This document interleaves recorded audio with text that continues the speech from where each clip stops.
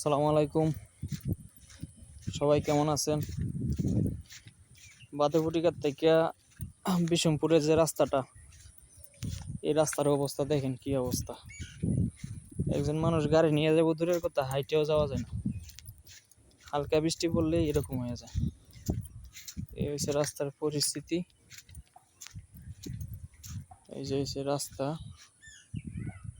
পুরো রাস্তার অবস্থা খারাপ। মানুষে হাইটেও যাইতে পারে না।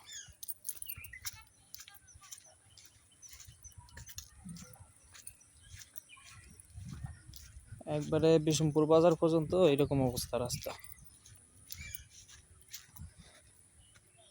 আমি পিচের মাথায় গাড়ি রাইখে এসে হাইটেও যেতে পারতেছি না, এমন অবস্থা, পিছলা রাস্তা। এই হলো রাস্তা।